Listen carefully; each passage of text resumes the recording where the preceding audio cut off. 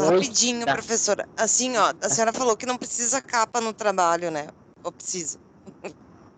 Não Um dia a precisa. senhora falou que não. Tá, então tá. Então é que eu botei só em cima, assim, de iniciar o trabalho, eu botei o nome dos colegas. Aí, então eu vou mandar pra senhora. Tranquila, Lili. Bem Então, tranquilo. tá, obrigada, prof. Bem tranquilo. Pessoal, então, iniciei a gravação aqui. A gente está no nosso segundo dia de apresentações, tá? Foi muito bacana a aula passada, a gente conseguiu conversar bastante sobre as temáticas, né? Então, surgiram aí muitos questionamentos, então foi muito importante. O que a gente vai fazer hoje, tá? Ai, meu vídeo também não está colaborando, né? Mas quem mandou eu querer sentar na rua aqui? E o que a gente vai fazer hoje, então? Nós temos 3 grupos que ainda vão apresentar, tá? Eu vou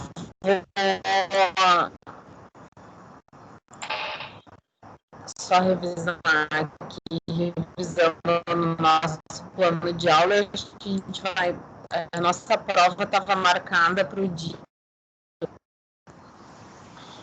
Travou, deixa eu ver.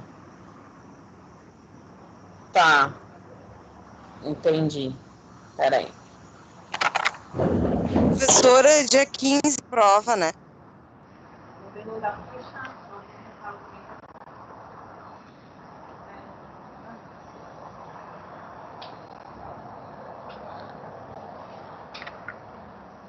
Ok, acho que agora vai melhorar. Me ouvem bem? Sim. Tá, ok.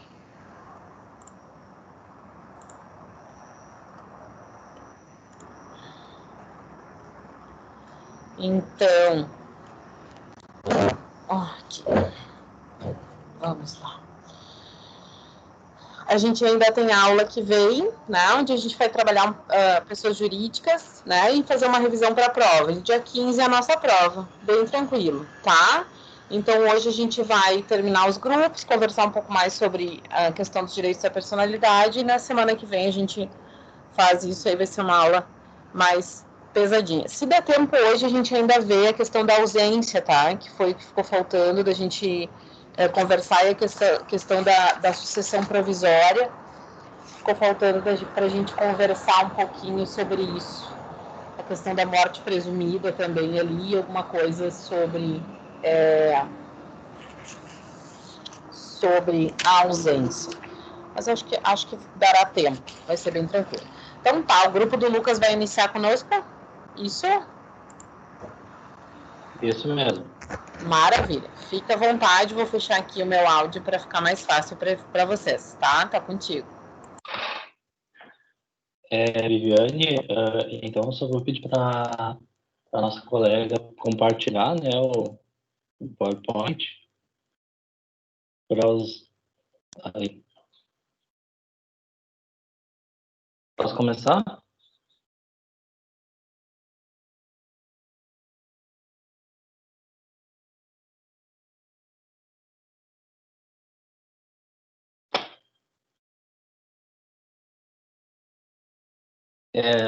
Primeiramente, boa noite a todos.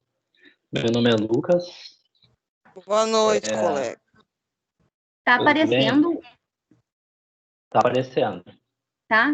Só que para mim não tá aqui. Ele tá, na verdade, aberto que nem eu faço, assim, não tá toda a tela. Talvez seja só talvez o peso dele, mas tá aparecendo, para mim tá ok.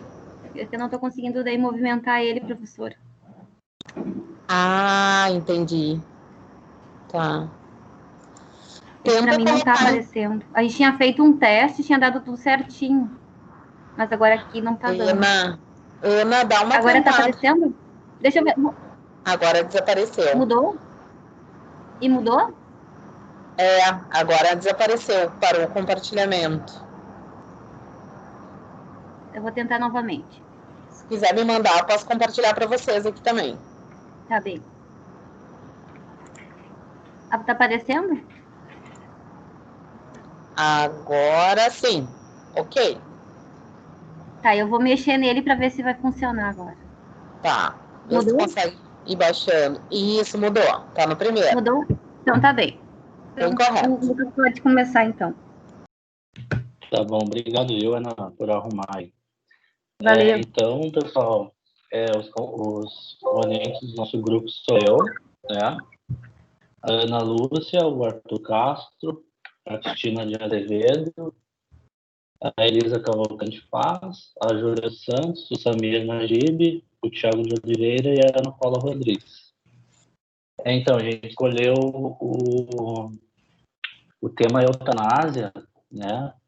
Que todos nós ali do grupo concordamos que é um tema bem interessante e legal de trabalhar, né? Tanto na ideia dele em si, quanto na parte jurídica. Então, eu vou começar falando então sobre o que é eutanásia, né? Então, a eutanásia é o ato intencional de proporcionar a alguém uma morte indolor para aliviar o sofrimento causado por uma doença incurável ou dolorosa, tá? Então, pensando atualmente, a eutanásia ela é entendida como uma morte provocada por sentimento de piedade à pessoa que sofre. Né? Ao invés de deixar a morte acontecer, a eutanásia age sobre a morte, antecipando-a. Assim, a eutanásia só ocorre quando a morte for provocada em pessoa com forte sofrimento, uma doença incurável ou o estado terminal movida pela compaixão ou piedade, né? Então, essa seria mais ou menos aquele pensamento psicológico em cima da utilização da eutanásia, né? Só que daí também tem a parte jurídica da coisa, né? Que é tratado aqui, a gente fez algumas reuniões e decidimos colocar alguns tópicos do pensamento jurídico em cima desse tema, né? Desse tema tão, como é que eu posso botar, tão exclusivista, né? Sobre a vida, né, e tal. Então, portanto, se a doença for curável, juridicamente falando, tá, pessoal? Se a doença for curável, não será eutanásia, mas sim um homicídio tipificado no artigo 121 do Código Penal. Por que isso? Pois a busca pela morte sem a motivação humanística não pode ser considerada eutanásia. Não há em nosso ordenamento jurídico, né, prisão legal para eutanásia. Contudo, se a pessoa estiver com forte sofrimento, uma doença incurável, ou em estado terminal, dependendo da conduta, a gente ainda pode classificar como um homicídio privilegiado, no qual se aplica a diminuição da pena, né? Isso está no parágrafo 1 do artigo 121 do processo em si, né? Do Código Penal. Como auxílio de suicídio. Isso está tipificado assim no artigo 121 do Código Penal. Desde que o paciente solicite ajuda para morrer, disposto no artigo 122 do mesmo de forma legal, ou ainda quando a conduta poderá ser atípica. Artigo 121, como eu citei ali. Se o agente comete o crime, impelido por motivo de relevância, valor social ou moral, ou sob o domínio de violência e emoção, logo em seguida a injusta provocação da vítima, o juiz pode reduzir a pena de 1/6 a 1/3. Artigo 122. Induzir ou instigar alguém a suicidar-se ou prestar auxílio para que o faça. Né? A gente nota que, ausentes os requisitos da eutanásia, a conduta pode ser classificada como homicídio simples ou qualificado. E no que tange ao auxílio, ao suicídio, a solicitação ou consentimento do ofendido não afastam a licitude da conduta. Né? Pode passar, Ana.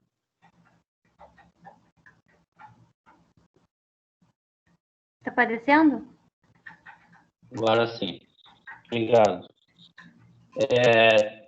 Então, a eutanásia tem outras ramificações, como a distanásia, né? O que é a distanásia? É o prolongamento artificial do processo de morte e, por consequência, prorroga também o sofrimento da pessoa. Muitas vezes o desejo de recuperação do doente a todo custo, ao invés de ajudar ou permitir uma morte natural, acaba prolongando sua agonia. Conforme trata-se do prolongamento exagerado da morte de um paciente terminal ou tratamento inútil, não visa prolongar a vida, mas sim o processo de morte. Pode passar. Né? Eu passei, adiantei já. Tá. Também temos a ortotanásia, né? Significa morte correta, ou seja, a morte pelo seu processo natural. Neste caso, o doente já está em processo natural da morte e recebe uma contribuição do médico para que esse estado siga seu curso natural. Assim, ao invés de se prolongar artificialmente o processo de morte, como na distanásia, como eu falei anteriormente, deixa-se que este se desenvolva naturalmente, que é o que eu estou falando, a ortotanásia. Somente o médico pode realizar a ortotanásia e ainda não está obrigado a prolongar a vida do paciente contra a vontade deste e muito menos atrasar sua dor, né? A ortotanásia é, contudo, atípica à frente ao Código Penal, pois não é causa de morte da pessoa, uma vez que o processo de morte já está instalado.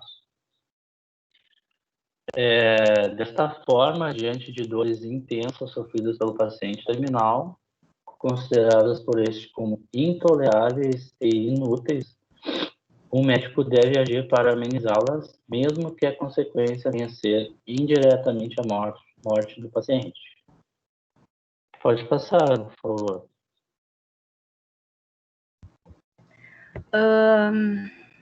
Boa noite, colegas. Boa noite, professora. Tudo bem? A paz. A gente tem mais 2 tipos de processo de eutanásia, que seria a passiva, que ocorre quando o doente morre por falta de recursos, sejam de medicamentos, profissionais, alimentos, dentre outros.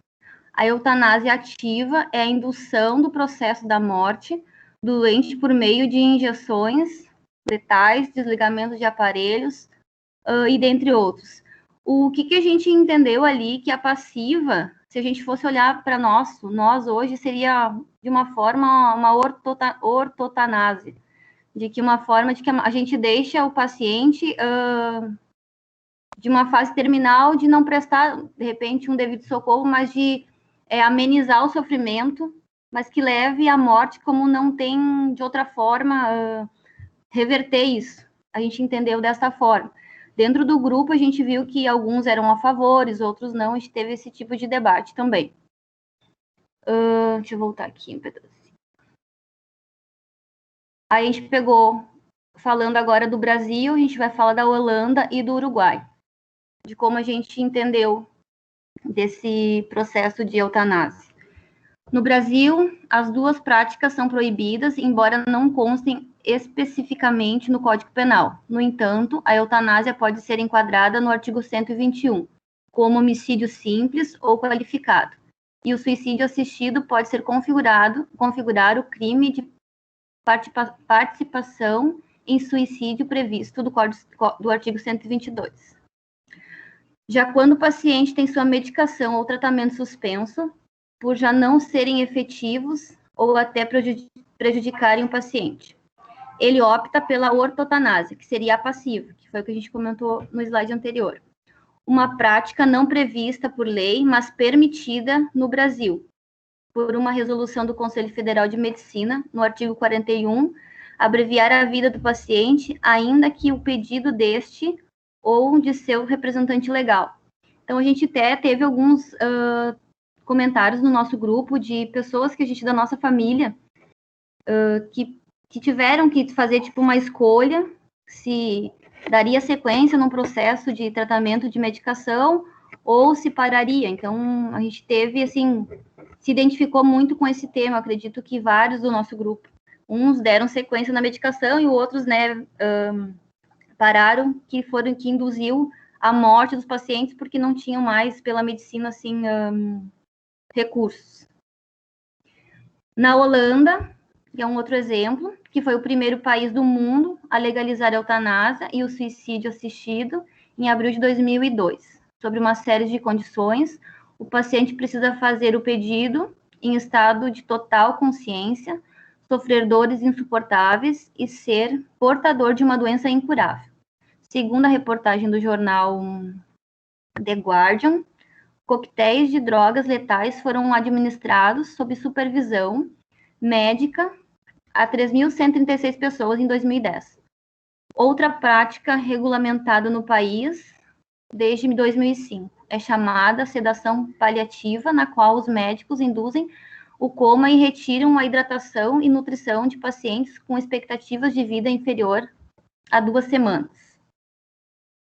Aí o nosso vizinho aqui, que é o Uruguai, vem discutindo há cerca de 8 anos o direito à eutanásia. Deputados do Uruguai aprovaram nesta quarta-feira, que foi no dia 18 de março de 2009, um projeto de lei que autoriza os pacientes terminais optarem por interromper o tratamento. Ele diz ainda que o direito a suspender tratamento só poderá ser aplicado quando a pessoa for doente, terminal, incurável e irreversível. E quando o paciente sinta que o tratamento está deteriorando sua vida. Para que o tratamento médico seja suposto, o paciente e familiares e testemunhas deverão assinar um documento autorizando e reconhecendo no cartório tal iniciativa. Mas a vontade antecipada, como foi chamada, deixa espaço para que o paciente se arrependa, seja por meio oral ou escrito. A definição doente terminal deverá ser do médico que cuida do paciente e ratificar por outros especialistas, mas se o paciente não tiver expressando a vontade de acabar com o tratamento e estiver inconsciente, a decisão deverá ser do marido, da esposa ou de um familiar de primeiro grau. Aí a gente fez um outro trabalho, que é o que a gente vai entregar para a senhora professora, que fala de outros tipos de eutanásia. Eu só vou ler eles, que não fica restringido a só esse tipo de eutanásia, né? Porque a gente vê que tem várias outras formas de que se pode dizer que é feito em negligência de... Deixa eu só achar aqui, que eu não estou achando agora. Deixei aberto, perdi. Aqui. Que são os outros tipos de eutanásia. Então, a gente falou no nosso slide ali da passiva, a gente falou da ativa, aí tem a lenitiva, que é a distanesia, que é o que que aumenta, né, prolonga a vida. A eugênia, que elimina eliminação indolor dos enfermos incuráveis. A eutanásia criminal, que é a eliminação de criminosos. A eutanásia experimental, que são de sacrifícios humanos por medicações e processos médicos, que sejam para estudo científico.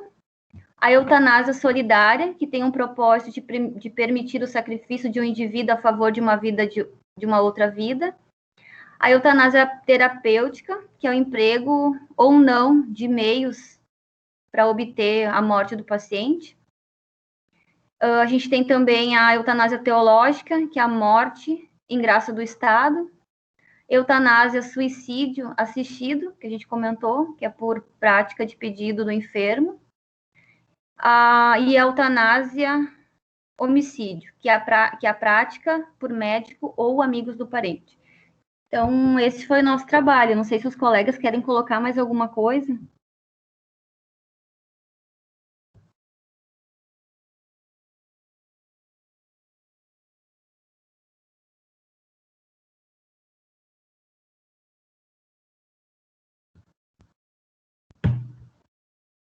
Alguém disse que não estava ouvindo a Caroline. Peraí, deixa eu ver.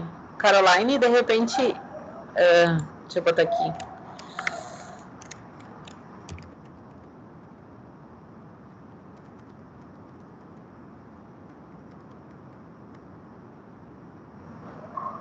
Certo. Ana, me ouvem? Ok? Sim, eu estou ouvindo. O pessoal não ouve. Ok.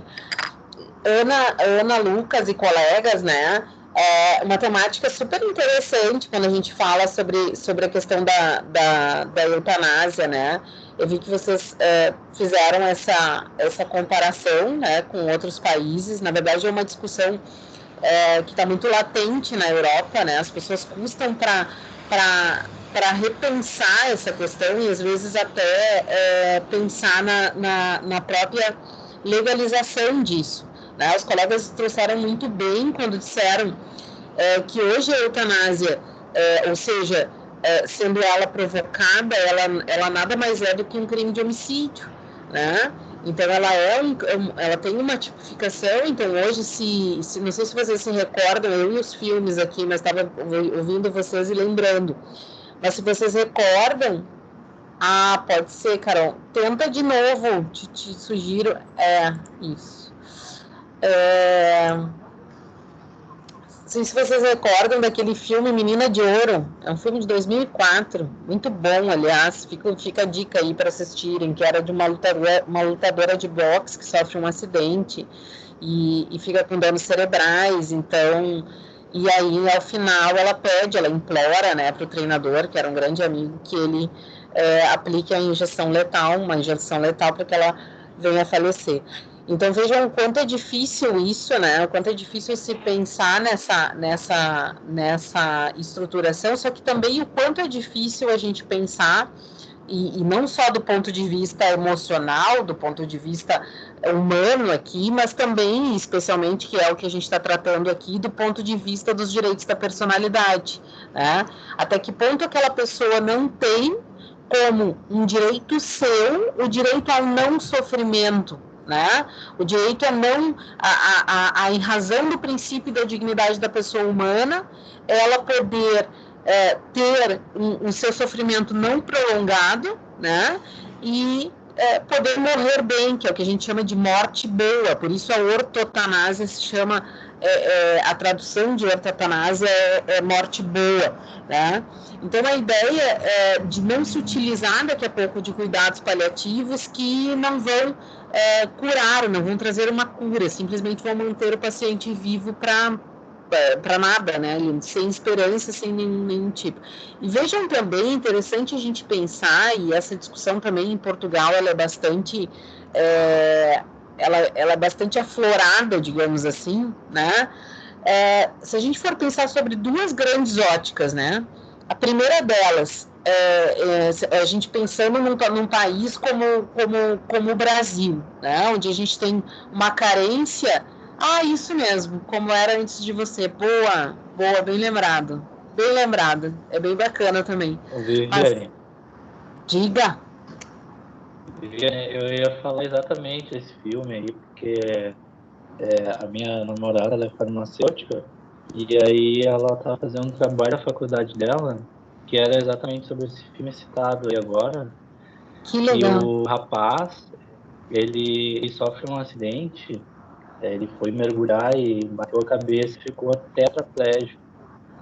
E aí, o decorrer da vida dele, tem muito sofrimento, porque parece que ele sofreu um bloqueio, tipo, psicológico, só lembra da vida dele anterior à queda.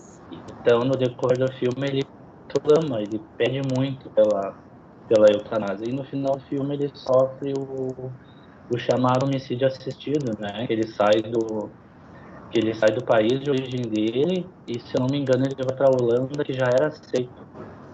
Então, traz o tema da eutanásia muito forte, muito vivo nesse filme. Muito bom, Lucas, muito bom.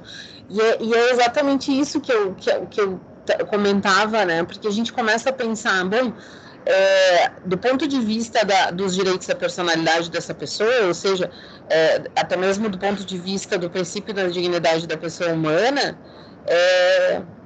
até onde a pessoa pode dispor ou não, né? Ter a autonomia, porque isso se chama autonomia, de decidir se ela quer viver ou morrer diante da situação que ela vive, né? E aí esse exemplo é super bacana, mas também é importante a gente lembrar, especialmente no caso da Holanda, né, onde eles justamente tipificaram, estou com um penal na cabeça, mas eles fizeram a legislação em cima do requisito da doença incurável, mas também do requisito do prolongamento do sofrimento, como dores pelo corpo, enfim. E a gente sabe que tem doenças que provocam isso, que não há medicação, né? Então a pessoa vive em constante sofrimento e consequentemente, ela, uma vez não havendo a legislação prevendo essa possibilidade, a pessoa fica sem ter o direito, ou seja, de decidir, de ter a autonomia privada para fins de decidir sobre a sua própria esfera de vida. E vejam que a Ana e o Lucas, estou citando os dois porque eu sei que tem os demais colegas do grupo aqui, mas falaram muito bem também, falando na questão da participação no suicídio, né? Então a gente vai ter lá... meu Deus, me fugiu o artigo 122, me corrijam se eu estou errada, do Código Penal, onde ele vai falar porque hoje, e a gente sabe disso penalmente, hoje não só hoje, mas enfim, juridicamente, no nosso ordenamento, o suicídio ele não é proibido, né? Não há o suicídio, né? A pessoa, não há uma vedação do ponto de vista penal, até porque o autor do fato, quando se suicida, falece, né? Ou mesmo a tentativa de suicídio também não é penalmente criminalizada, não há uma responsabilidade penal nessa situação. Mas é importante que a gente saiba que há uma tipificação penal que vai dizer que a participação, o auxílio, a indução ao suicídio é tipificada criminalmente. Então, se o indivíduo auxilia, ele entra nessa tipificação de maneira veemente. Vejam que é uma discussão extremamente ampla e o que fica aqui, fica para vocês pensarem, pesquisarem, inclusive em artigos científicos aí, são as limitações para isso, né? Porque isso fica a determinação se é uma doença incurável, a determinação se o paciente já está em processo de morte, para que se fale na ortotanásia, por exemplo. Enfim, todo esse diagnóstico que tem que ser feito em relação a esse paciente vai ser feito por um médico. Então, vai depender de uma avaliação médica, né, de uma avaliação científica, para que se tenha efetivamente essa decisão. Então, vejam o quão difícil também será para nós juristas termos uma noção de como nós vamos legislar ou nós vamos decidir em cima dessas questões da eutanásia. Convido vocês para buscarem, pode ser na rede aberta da internet, mas é algo bastante interessante, mas convido vocês para buscarem as discussões sobre eutanásia, ortotanásia e distanásia no universo mundial, né? Especialmente no universo europeu. Tentem buscar as legislações, né? Vocês vão ver coisas muito interessantes para trazer e para aqueles que se interessarem aí por trabalhar essa temática. Tá bem? Vamos lá. Quem é o nosso próximo grupo? Parabéns, Lucas, parabéns, Ana. Vamos para os próximos colegas aí. Não sei se tem dúvidas também, eu acabo atropelando aqui, porque eu gosto do tema, mas vamos lá. Se não, vamos lá para os próximos colegas que vão nos brindar aí com a próxima fala. Nós que agradecemos. Quem vai falar conosco agora? O Testamento Vital ou... Pois não? Agora eu pensei, no caso do filme, né? Ele foi para outro país, tá? não interfere na a questão dele ser de outro país? Não interfere isso daí? Pois é, na verdade ele é o fato dele ser um estrangeiro, né? Não ser um cidadão. Filme é filme, né? Vamos lá, Hollywood é Hollywood. Mas assim, teoricamente não, né? Teoricamente ele poderia fazer isso porque não há uma extensão do território, né? Teoricamente. Mas aí vai depender da questão do ordenamento. É que nem era muito comum, não sei se já ouviram falar, mas tinha aquela situação do barco holandês, de bandeira holandesa, em razão da questão da bandeira, porque quando está em embarcação em águas... agora me fugiu o nome, mas enfim, não em mar territorial, mas para além do mar territorial, vai valer dentro da embarcação. Vocês vão ver isso em penal 1 aí, quando verem lei penal no espaço, vai valer a lei da embarcação. E não sei se vocês lembram daqueles barcos holandeses que vinham para que se fizessem aborto dentro dos barcos e, portanto, não estariam abrangidos à legislação brasileira, né? Então as mulheres iam para fazer o aborto dentro desse barcos, não, navios, né? Enfim, não era um barquinho, mas enfim, alto mar. Nossa, boa, obrigada, Alemão. Nossa, a cabeça tá a mil hoje. Mas claro que poderia haver uma repercussão, só que ao mesmo tempo provavelmente quem o fez é um cidadão holandês, ou seja, o cidadão holandês que está lá sob a égide dessa legislação, porque ele é que responde, não o indivíduo que foi para lá, né? Em que pese seja estrangeiro. Certo? Entendi. Então está. Quem começa agora?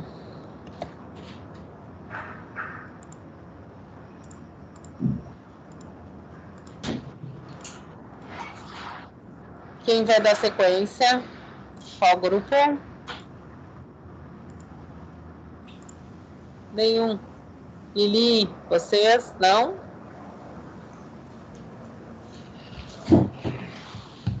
Não é o testamento a gente vital agora? apresentou, prof. Não, o testamento vital e a gente apresentou na aula passada. E o grupo de... Oi, professora. Oi. Boa noite. Boa noite. É o Ralph Santos, a gente vai apresentar testamento vital agora. Perfeito, Pode ser? Pode.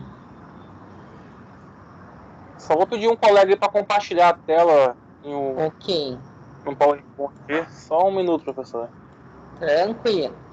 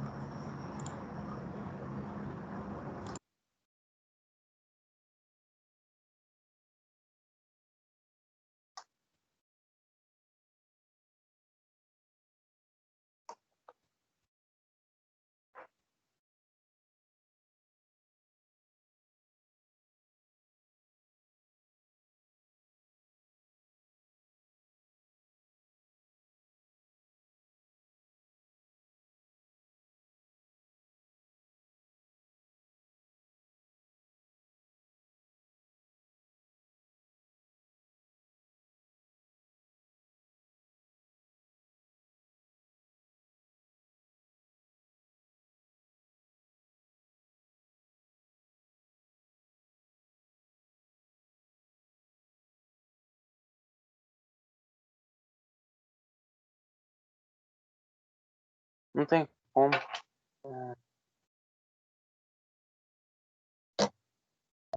Ralph, quer me mandar pelo WhatsApp? Eu compartilho para vocês. Bem tranquilo. Só me mandar. Vai ser melhor, estou com dificuldade aqui em compartilhar. Não tem problema, não tem problema. Às vezes se acostumar é chato mesmo com esse. Sim. Até se acostumar. Podem me mandar que eu baixo aqui. Só vou pedir uns minutinhos só por causa da internet, mas tá tudo certo. Já vamos enviar para você, professor. Bem tranquilo.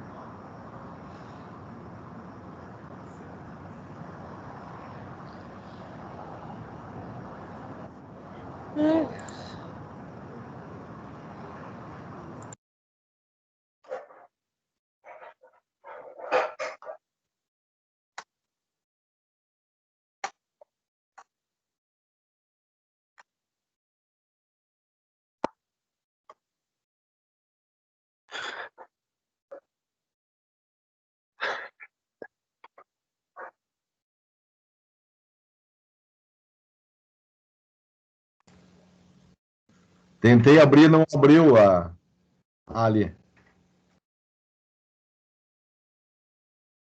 Vejam se fica bem assim, e aí podem me pedindo, tá? Que eu vou passando. Fica bem? Tudo certo?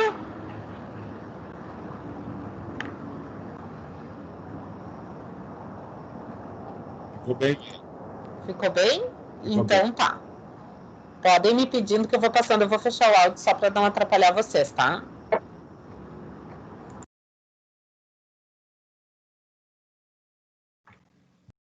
Novamente, boa noite, professora, boa noite, colegas.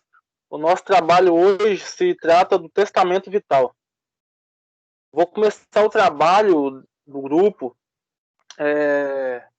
pela seguinte pergunta: você tem medo de morrer?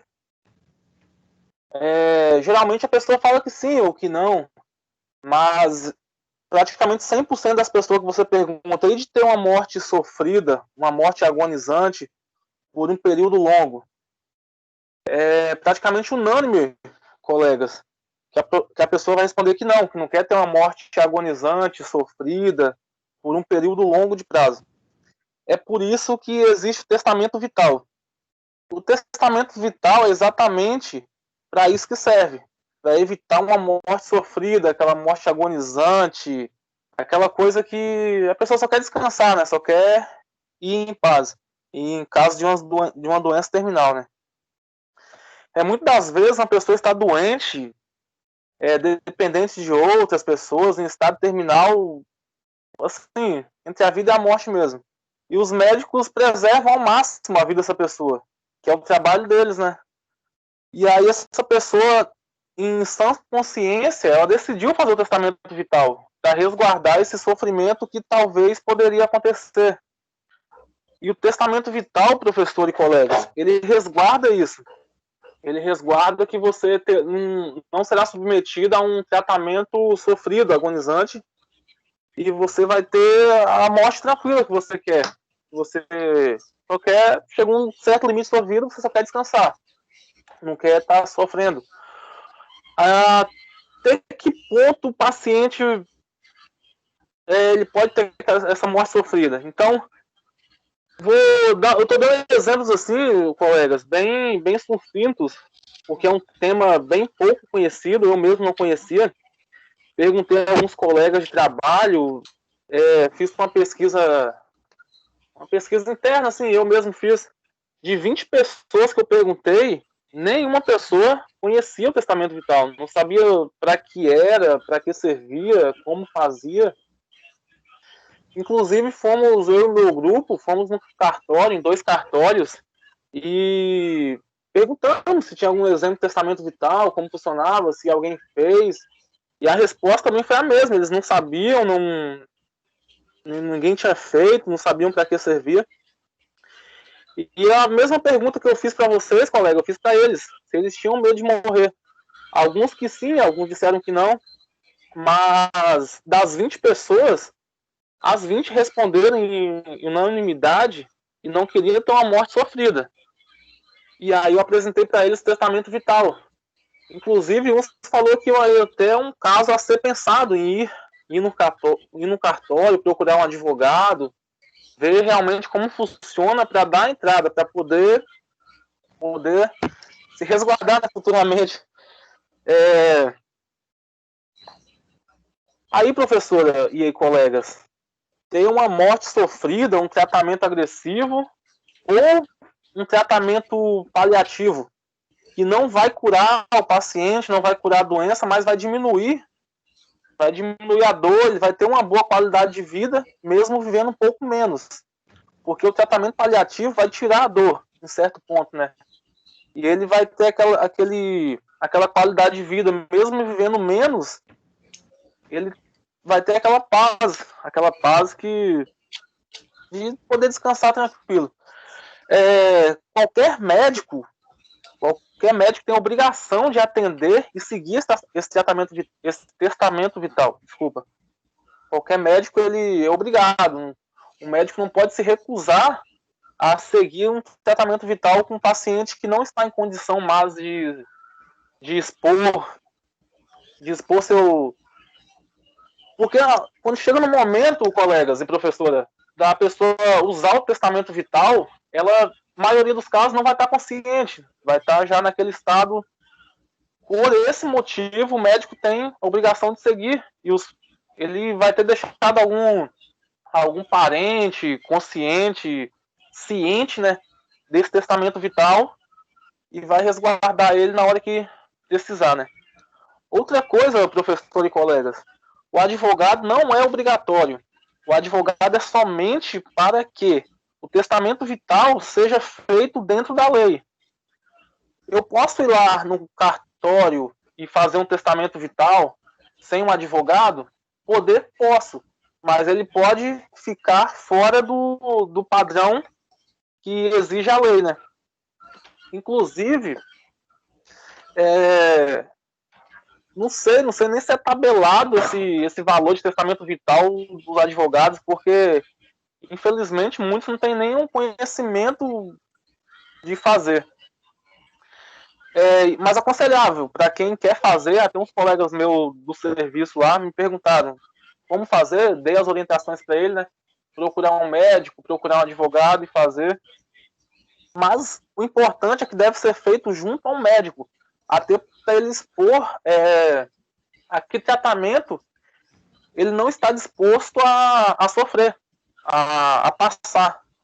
Então é interessante, quando ele estiver interessado em fazer um testamento vital, ir ao médico, falar, não quero ser entubado, não quero passar por hemodiálise, não quero...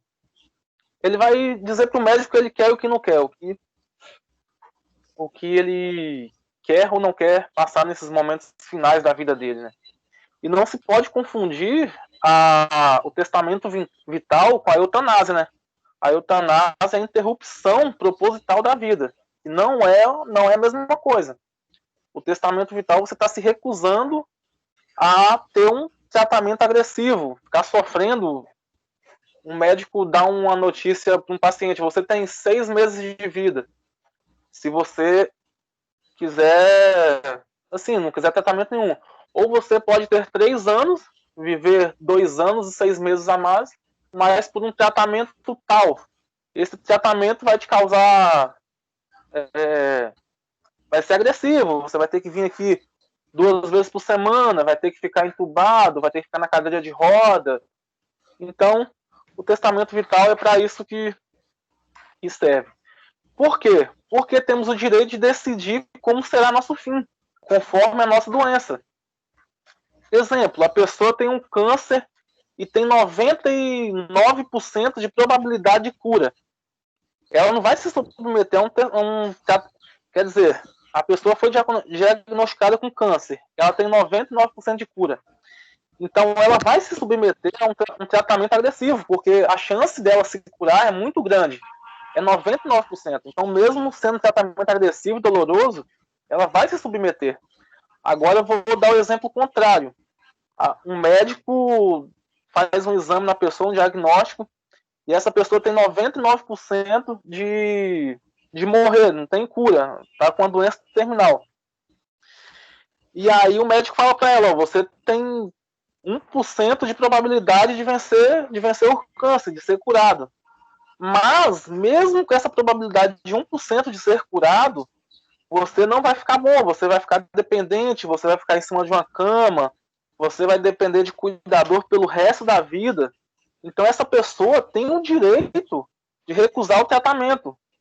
Ainda mais se o tratamento for um tratamento, colegas e professora, for um tratamento caro. Um tratamento que mesmo o paciente sabendo que ele não vai ter a cura, vai ser um tratamento caro que vai levar talvez até a ruína financeira da família dele, né? Então, o testamento vital é para essas coisas que serve, né? Sempre vai prevalecer o que o paciente descrever no testamento vital. O que ele escrever lá é o que vai prevalecer em algum momento que ele não tiver mais condições de se decidir por vontade própria. Mas, inclusive, professor, eu estava conversando com os colegas lá e aí comecei, né, a aprofundar mais o assunto e fui ver alguns vídeos no YouTube, aprofundar a pesquisa. E teve um advogado que ele falou o seguinte: alguns familiares, por incrível que pareça, eles são contra o atestado vital, o testamento vital. Por quê?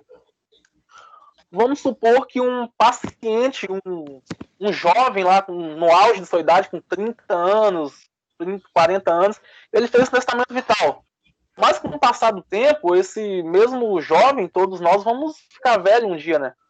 E aí vamos supor que essa pessoa, ela tá, vamos supor, com seus 80 anos, mas tem uma pensão vitalícia muito, muito alta. Tem uma pensão alta. E aí os familiares, vamos supor que ele foi diagnosticado com a doença e os familiares se recusam a ele seguir o testamento vital, mesmo ele não tendo em si consciência. Por quê?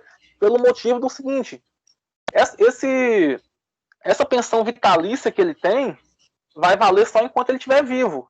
Então, para os familiares, independentemente, por incrível que pareça, isso acontece, independentemente se ele está sentindo dor, se não era vontade dele terminar a vida sofrendo, algumas pessoas até optam por tentar derrubar o testamento vital para essa pessoa viver mais, para se beneficiar dessa pensão vitalícia dela, porque essa pessoa que está fazendo uso do testamento vital, se ela morrer, ali se encerra a pensão vitalícia dela. Isso eu vi no canal do YouTube, um advogado, Ernesto Limpid, ele explicando no canal Todo Seu, para quem quiser depois dar uma conferida. É incrível como o coração do ser humano consegue ser tão cruel, né?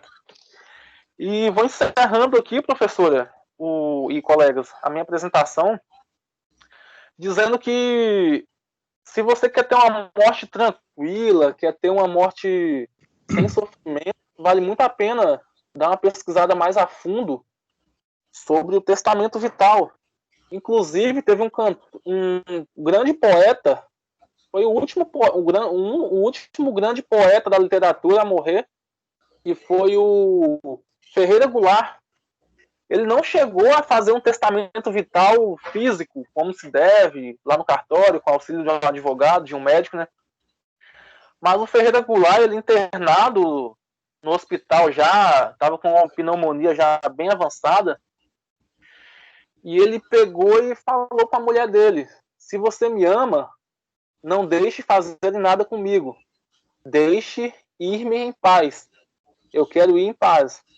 O pedido que o poeta e acadêmico Ferreira Goulart fez 2 dias depois, antes dele morrer, traduz um desejo que está se tornando cada vez mais comum: o de morrer longe das UTIs, longe dos tubos de respiração artificiais, longe de tratamentos agressivos.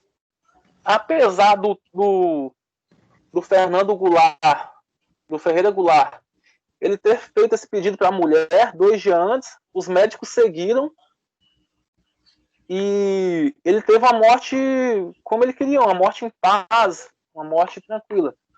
Ele poderia ter vivido um pouco mais, sim, mas entubado, como mesmo os médicos se propuseram a entubar ele, e a mulher dele falou: não, ele me pediu há 2 dias atrás que não queria ser entubado, não queria ir para a UTI, ele só queria descansar em paz.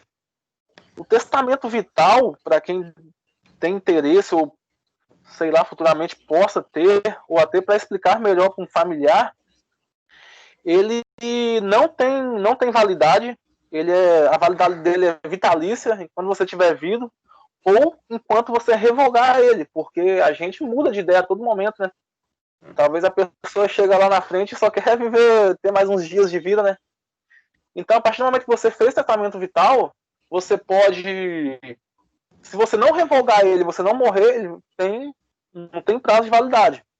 E você pode fazer o testamento vital e colocar num site chamado Rentev, que é um registro nacional de testamento vital. É gratuito, você faz testamento vital, coloca lá, é gratuito, não tem cobrança, não tem taxa, não tem nada. E você pode escolher 3 pessoas para terem acesso a esse testamento vital. É através de uma senha e tal, e você escolhe 3 pessoas que podem ter acesso. 3 pessoas de confiança em caso de você perder a consciência em algum caso, não sei, algum caso inesperado de doença ou de acidente ou alguma coisa do tipo. Essas 3 pessoas, elas conseguem acessar o seu testamento vital através desse site, Rentev. E levar para os familiares, né? Levar para o médico e falar, ó, ele não queria ser entubado, não queria passar por um tratamento agressivo, e ele só queria ter uma morte tranquila, uma morte boa. Professora, passo a apresentação agora para o próximo colega que vai apresentar a sequência aí. Só um último esclarecimento antes de eu passar a minha apresentação, que eu já estava me esquecendo. O testamento vital só pode fazer ele quem já é capaz, é uma pessoa capaz. E no Brasil se considera a pessoa capaz a partir dos 18 anos, né? Então, crianças e adolescentes não podem atualmente fazer o testamento vital. Hoje, para fazer o testamento vital, tem que ter mais de 18 anos. Passo minha apresentação, então, professor. Agradeço a senhora e os colegas. Obrigado, colega. Viviane, por gentileza, pode passar o slide. Bom, aqui estão os membros que participaram ativamente. Nós fizemos uma discussão bastante grande no nosso grupo, Viviane e colegas. E todos contribuíram. Foi um trabalho intenso. Não tem muito material que trate sobre o testamento vital, mas a Laura, o Samuel, o Ralph, a Desirê, o Wagner, a Juliana, a Eduarda, o Juliano, a Miriam, o Antônio Juarez, esse que vos fala, o Jonathan e a Tuane, todos contribuíram muito, pesquisaram, buscamos em várias fontes. E hoje eu encontrei aqui no Tribunal de Justiça, e quero trazer, inclusive, para a nossa discussão, uma decisão aqui do tribunal com relação a essa questão. Por gentileza, o slide. Aqui está o conceito, né? O conceito. Testamento vital é uma declaração unilateral de vontade em que o indivíduo apresenta seu propósito, ou não, e submeter a um tratamento quando estiver em condições incurável ou terminal. O conteúdo desse documento trata-se de autorizar ou restringir determinados cuidados, tratamentos, vontades e procedimentos, quando o próprio se encontrar incapaz. Na verdade, quem faz um testamento vital é uma espécie de escritura, se você faz no cartório de notas. Não encontramos um exemplo aqui onde procuramos. Eu procurei em cartórios, pedi ajuda para oficiais de cartórios, não encontraram um testamento vital, mas a orientação é uma espécie de escritura que você declara a tua vontade em vida, né? É um testamento que você faz em vida e que tem efeitos enquanto você é vivo. Por gentileza, o próximo slide. Aqui tá pequenininho, mas basicamente assim, o testamento vital não tem uma legislação específica no Brasil. O que tem uma normativa dado o Conselho Federal de Medicina, que é a resolução 1995 de 2012, que dispõe sobre as diretivas antecipadas de vontade dos pacientes. Então, o Conselho Federal de Medicina estabeleceu as regras de como declarar, como fazer isso. Baseia-se também lá no artigo 1º, inciso 3º da Constituição Federal, basicamente na questão da dignidade da pessoa humana, que é um princípio constitucional nosso. Por analogia, se utiliza o artigo 1858 do Código Civil, né, para que se possa ter alguma base na legislação vigente. O paciente tem o direito lá, com relação ao artigo 5º, 14 da Constituição Federal, que diz o seguinte, que o médico tem, o paciente tem o direito de ser informado pelo médico de seu prognóstico. E o médico tem o dever de informar. Isso está lá no artigo 34 do Código de Ética Médica do Conselho Federal de Medicina. Então, tem todo um arcabouço que vai se juntando, que vão utilizando para estabelecer as regras que devam ser respeitadas no testamento vital. Quando ele é elaborado, basicamente, o paciente pergunta ao médico a sua condição de saúde e qual é a condição futura dele. Ele, enquanto está lúcido, capaz, ele faz o testamento. Isso também se utiliza como base para isso as regras do testamento particular, mas não é o testamento particular que tem efeitos pós-morte, mas basicamente, por gentileza, pode passar o slide. Aqui eu já falei da legislação, lá da resolução 1995/2012. Por favor, o próximo slide. Basicamente, se procura garantir que esse testamento vital possa ser válido e, se for contestado, não possa ser invalidado. E, para isso, se faz ele por escrito, com 3 testemunhas, basicamente como faz lá no testamento particular, com 3 testemunhas, sem rasuras. Se fizer de próprio punho, sem rasuras. Se fizer por meio eletrônico, que 3 testemunhas estejam presentes e possam firmar junto com o testador. O testamento vital, quando ele é acompanhado das questões onde tem um médico que vem fazendo o tratamento do paciente, ele vai para junto do prontuário do paciente e fica lá como garantia para o paciente e também para o médico com relação à vontade do testador. E a ideia é que quem faz o testamento vital venha a ter garantido o seu direito de uma morte digna, de uma morte sem sofrimento e sem dor. Então, basicamente, esse é um resumo, um apanhado geral do testamento vital. Obrigado a todos os colegas, a professora, a todo o nosso grupo que participou bastante. Obrigado a todos.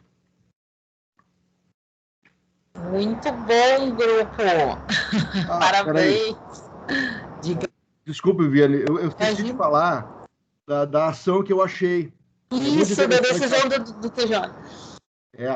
Foi assim, é um paciente cujo pé esquerdo está necrosado. E ele se nega a fazer a amputação do pé. E isso dá uma discussão jurídica grande em primeira instância, e aí há um recurso na segunda instância, e a decisão no TJ é de reconhecer o direito dele com relação a não amputar o seu pé, decidir como ele quer morrer, né?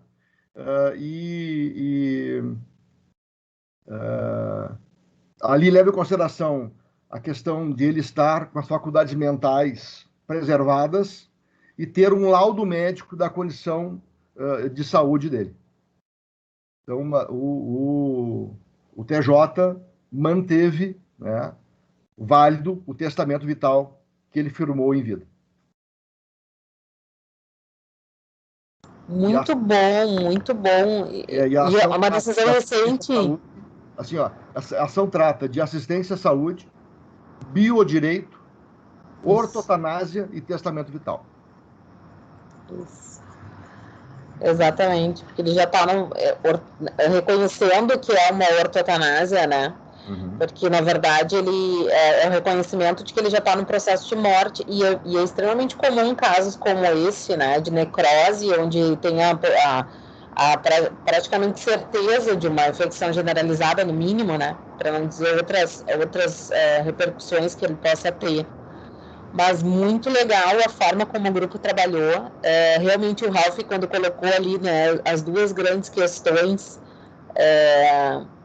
perguntando como você quer morrer, e também é impactante, né? É impactante para nós a gente pensar sobre isso, é impactante a gente pensar sobre morte, né? E vejam que isso acaba não sendo uma temática tão, digamos assim, movimentada no nosso direito civil, né? Por conta de que, em regra, a gente vai enxergar esse tipo de situação em pessoas com condições financeiras, né, melhores. Né? Então, essas discussões, como a questão da pensão vitalícia, como a questão de quem vai decidir o que fazer, né, para além das questões hereditárias e de sucessão, mas muito no sentido de quem vai decidir o que fazer, até mesmo com coisas pessoais, com objetos, enfim. Então, o quanto isso é tênue e o quanto isso é um caminho jurídico para que se tenha algum tipo de saída, digamos assim, né?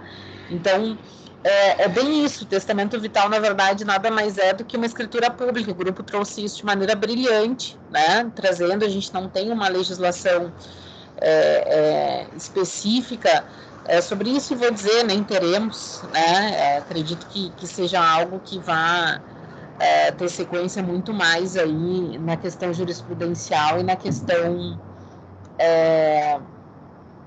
questão também mais técnica. Eu vejo que a Ju levantou a mão. Tô errada? Pode falar, Ju. Não? Sim. Pode falar, Ju, fica à vontade.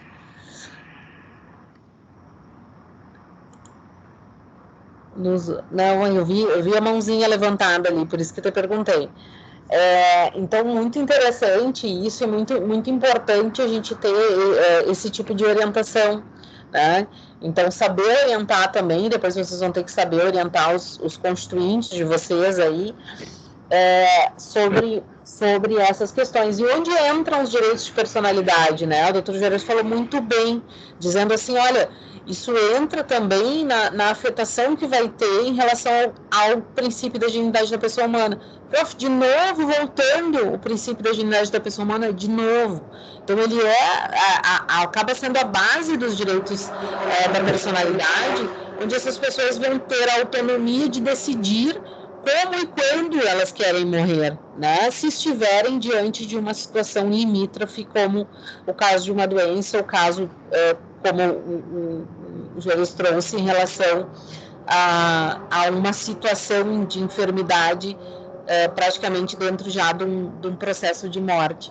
Então, extremamente interessante e claro, a gente teria muito para discutir, para pesquisar, mas é importante que a gente tenha esse olhar já sobre essas temáticas. Vejam que a maioria dos trabalhos acadêmicos, se vocês forem buscar, são trabalhos acadêmicos do exterior, não são trabalhos acadêmicos daqui. Não te ouvimos, Ju. Não sei o que houve. Quer que eu abra o teu áudio? Deixa eu ver. De repente fala de novo. Vamos ver.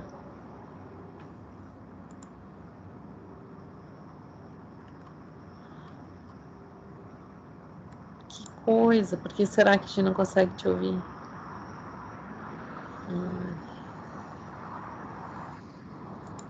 Mas nós queríamos te ouvir. Deixa eu ver. Será que tu tá com teu áudio habilitado aí? Dá uma olhada. Tá com teu áudio aberto? Deixa eu ver, tornar um participante. Peraí, deixa eu ver se eu consigo. Só um pouquinho. Deixa eu ver aqui. 1 minuto.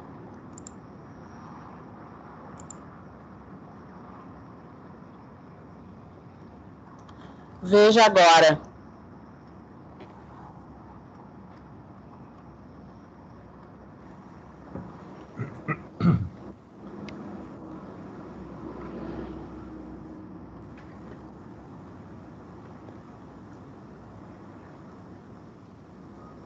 Mas consegue falar? Botei tornar um apresentador. Vamos ver.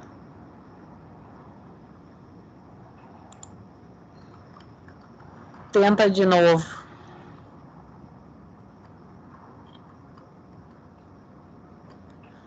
Ai, não sei o que houve aqui. Bom. E agora? Ai, que pena. Mas a gente não ouve mesmo. Sai e entra. Isso que eu ia sugerir. Sai e entra, que daí a gente te ouve. Não tem problema. Pelo contrário, é ótimo. Colegas, dúvidas, perguntas, dores? Vejam que loucura, né? A gente começa a falar disso e começa a se dar conta toda vez que a gente tem aulas sobre isso, a minha grande preocupação é com a vida dos médicos, né? Porque, coitados, eles ficam sujeitos a ações indenizatórias o tempo todo, né? E a verdade é que é bastante complicado. Uma coisa que eu até ia comentar, e o Juarez falou muito bem disso, ele disse assim, porque o paciente tem que saber exatamente o procedimento que ele vai ser submetido, quais são os medicamentos, o que vai acontecer, né? O nome disso é consentimento informado, tá? Se vocês olharem lá no artigo 15 do Código Civil, a gente já falou um pouquinho sobre isso, mas lembrem disso, tá? É chamado consentimento informado. Ele vai dizer o seguinte, o artigo 15 do Código Civil: ninguém pode ser constrangido a submeter-se com risco de vida a tratamento médico ou intervenção cirúrgica. Então, todo o tratamento médico ele tem que ser informado e bem informado. Não é aquela informação simples, quais são os riscos? Não te preocupa, não vai dar nada. Não. É exatamente quais são os riscos que vão acontecer, por isso que já existem, eu comentava isso, aqueles protocolos, até são protocolos padrão, né, para alguns tipos de cirurgia, alguns tipos de intervenção médica, para que os indivíduos possam saber exatamente a que eles estão sendo submetidos, né? Então, isso acaba sendo bem importante, e o testamento vital também acaba tendo uma função em relação a isso. Por quê? Explico. Quando eu designo lá alguém no meu testamento vital para tomar as decisões quando eu estiver incapaz, eu estou dizendo que quem será informado sobre toda a questão médica, toda a questão do tratamento médico que vai ser feito comigo, será aquelas pessoas que eu indiquei no meu testamento vital. Então, percebam, a gente às vezes não visualiza isso, porque daqui a pouco não vivenciou, né? Mas naquele desespero, você vai para um hospital, você tem um parente que está ali, aquela pessoa quer ter a segurança de que quem vai decidir daqui a pouco seja, e aqui entra casos de família, né? Como é que é o autor aquele? Hoje eu estou esquecendo de tudo, mas tinha um autor que tinha aí casos de família, sei lá o que. E aí a gente começa a olhar para isso e lembrar. Quem lembrar me lembra. Não era Nelson Rodrigues, isso? Tô louca? Se tô louca, me diga. Mas, vejam, as pessoas querem saber quem vai tomar as decisões. Por quê? Porque normalmente, isso é comum nas famílias, né? Toda família tem, vai ter algum problema em relação ao cônjuge, ou daqui a pouco não é o cônjuge, é uma outra pessoa, enfim, e aí daqui a pouco serão as pessoas que estarão tomando essas decisões.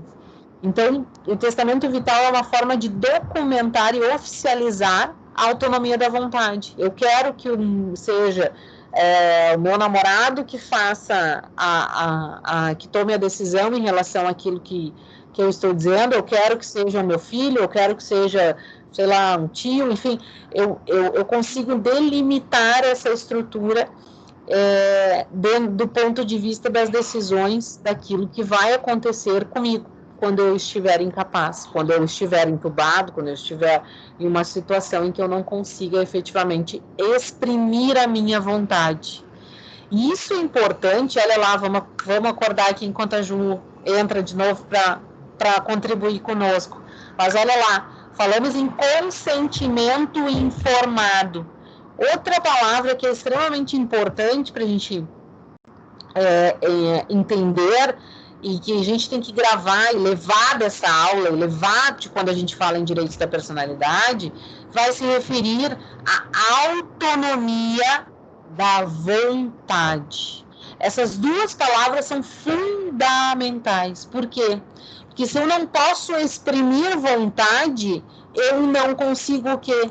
Eu não consigo ter autonomia, pelo menos não plena. Percebem?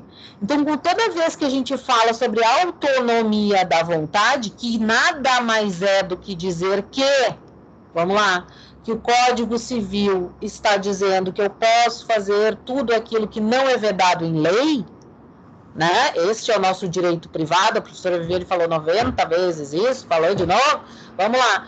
A autonomia da vontade vai me permitir dar conta disso. Mas quando eu tenho vontade, e aí entra o que o Ralph falou muito bem, que o Ralph diz assim, olha, tem que se ligar. Por quê? Porque só poderá fazer o testamento vital quem tem mais de 18 anos. Capacidade. Muito bom, exatamente. Viviane, E além... posso fazer uma pergunta? Pode, claro.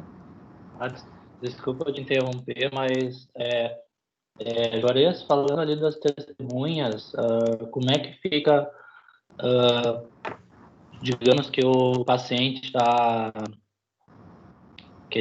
em estado vegetativo, por exemplo. As testemunhas elas têm que passar por uma junta médica ou não? Só tem que ser de maior de idade para valer o documento. É que se ele está em estado vegetativo, ele não consegue mais fazer o testamento vital. Ele tem que fazer previamente a condição incapacitante dele. Ele tem que ter condições de manifestar a sua vontade e estar plenamente capaz do ponto de vista psicológico para decidir o que ele quer. E aí sim, aí na hora que for executar o testamento vital, e se precisar fazer um testemunho do que ele declarou, vem as testemunhas aí e fazem o seu testemunho com relação ao que foi decidido, que foi solicitado e testado pelo indivíduo. Tá bom, obrigado. Valeu. E depois que ficar em estado vegetativo, não tem mais o que fazer. Exatamente. Aí ele já é um incapaz. E isso que eu comentava. Na verdade, a gente tem que se dar conta que não é só a questão da maioridade, né? Também é a questão dele ter a capacidade plena. Ou seja, ele não pode ser um relativamente incapaz. Acho que a gente ouve agora, Ju. Te ouvimos, Ju? Boa noite, prof. Boa noite, que bom que deu certo. Finalmente.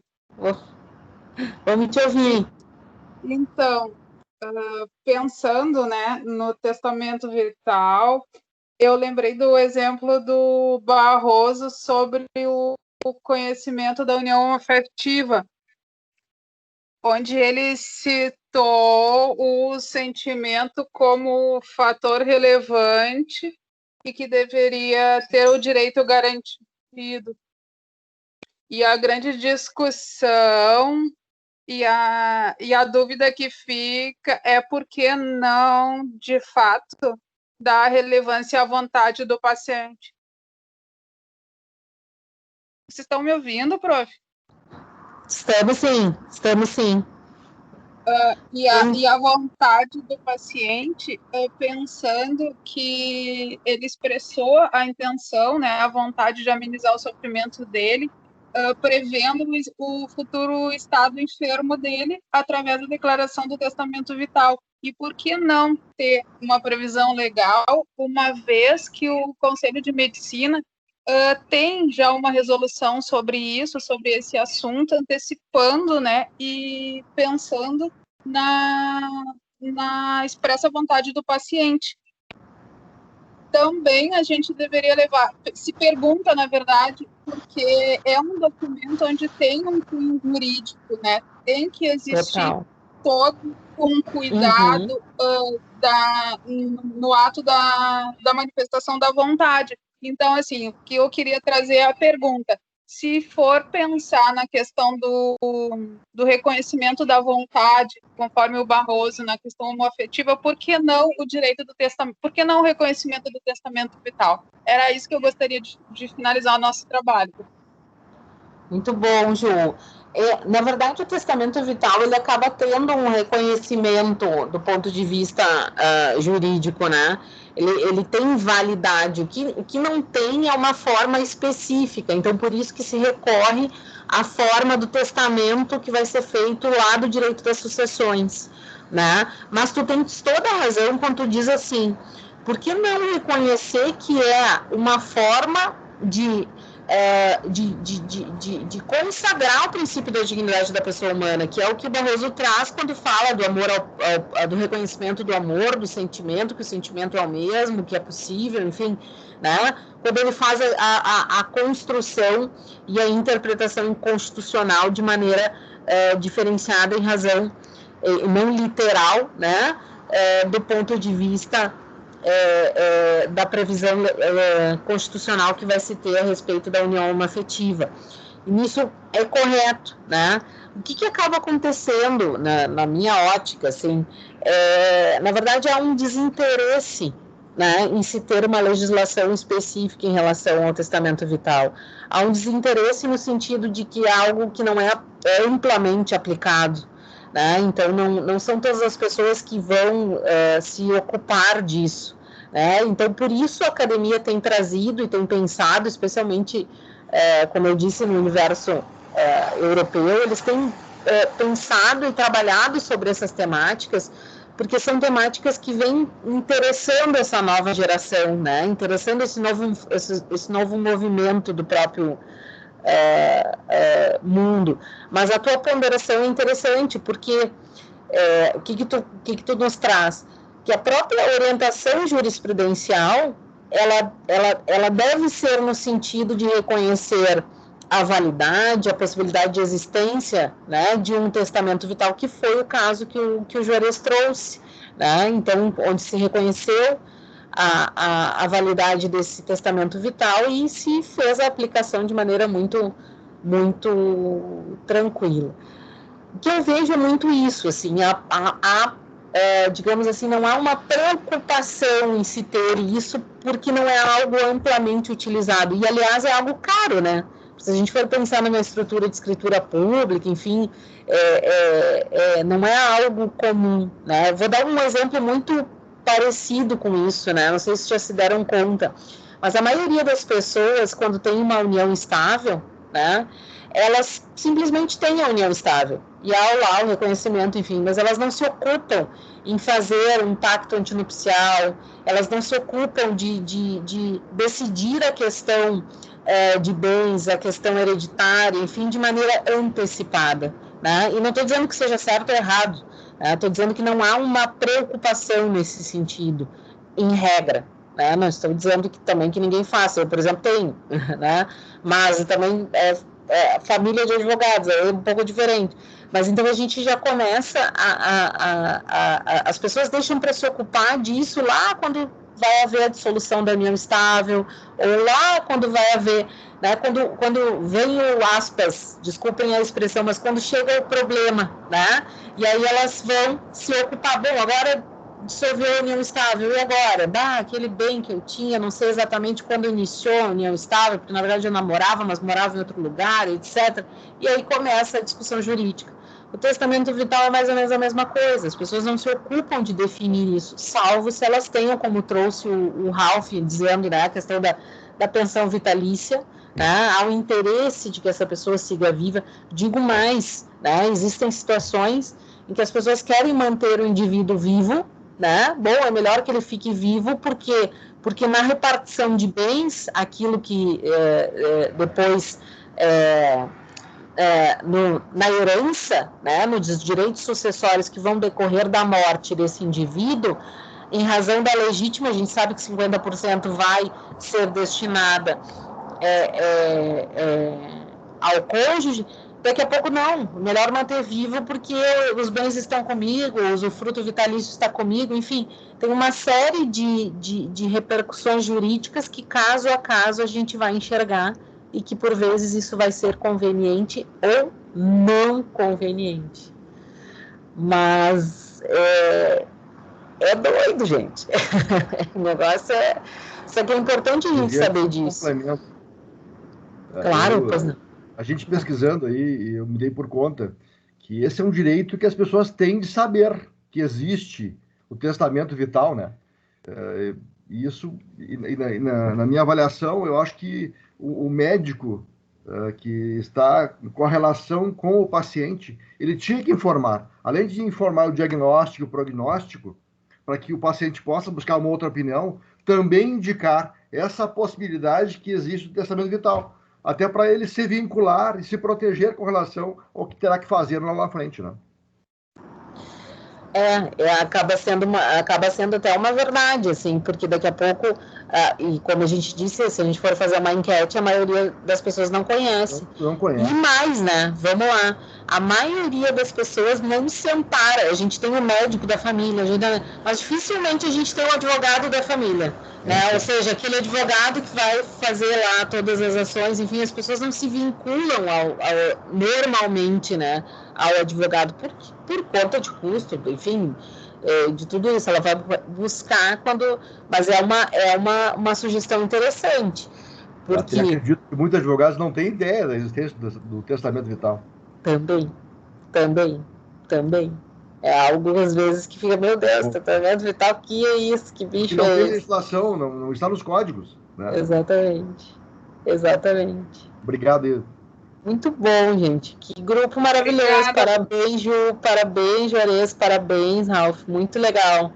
Levem a frase do Ralph ali no início, né? Do você sabe como você quer morrer. Meu Deus. Bate na madeira. Vamos lá. Muito bom. Gente, quem é o nosso próximo grupo? Estão aí os colegas. Deixa eu ver quem está aqui. Só para confirmar, esse trabalho não era para todo mundo postar, né? Era só uma pessoa postava por grupo, certo? Um por grupo, Anderson, isso aí. Isso. Agora tomei um susto. Obrigado, senhor. Isso, não, um por grupo que fica mais fácil. Eu já vou fazer a correção essa semana já mando para vocês. Tudo certo. Quem é? Deixa o próximo grupo é o nosso, professora. Ok. Perfeito. Agora chegou a nossa vez, prof. Muito bom! Vamos lá! Fiquem à vontade. Professora, fiquem super à vontade. Com licença, boa noite aos colegas. Vou tentar compartilhar aqui. Boa noite, colega. Vou fechar o áudio aqui para deixar vocês à vontade. Deixa eu ver se eu me acho aqui.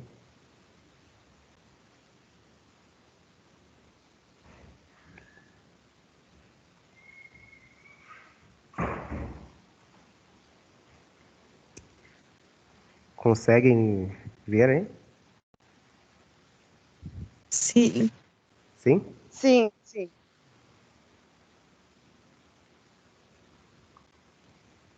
Então tá, pessoal, boa noite.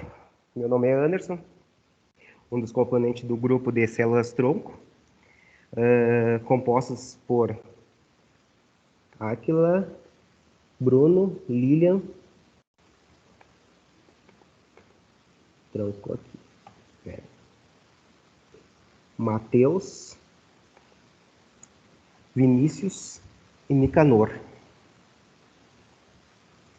Vamos falar um pouco sobre as células-tronco bioética. As células-tronco são aquelas com capacidade de autorrenovação e diferenciação em muitas categorias de células, e ainda de se dividir e se transformar em outros tipos de células. Então, também são conhecidas como células muito especiais, pois elas surgem no ser humano, ainda na fase embrionária, previamente ao nascimento. Após o nascimento, alguns órgãos ainda mantêm dentro de si uma pequena porção de células-tronco, que são responsáveis pela renovação constante desse órgão específico. Sobre a capacidade de diferenciação e autorrenovação, estão me ouvindo? Sim, colega. Super bem, super bem. É que para mim não aparece nada aqui, mas tranquilo. Sobre essa capacidade de diferenciação e autorrenovação que essas células-tronco apresentam, ela é por razão, deve ser usadas no tratamento de doenças degenerativas. E essas células, ela destacam-se pela capacidade de se transformar em diferentes tipos celulares, ou seja, essas células têm a grande capacidade da diferenciação. E o papel principal é a renovação das estruturas do próprio corpo. Existem 3 tipos de células-tronco: as embrionárias, as adultas somáticas ou multipotentes e as pluripotentes induzidas, obtidas em laboratório. A seguir, uma figura das células-tronco embrionárias, também chamadas de pluripotentes, possuem a capacidade de se transformar em qualquer tipo de célula adulta. São encontradas no embrião de 4 a 5 dias após a fecundação. O corpo possui aproximadamente 216 tipos diferentes de células, e as células-troncos embrionárias podem se transformar em qualquer uma delas. Exemplo: zigoto. O que é o zigoto, pessoal?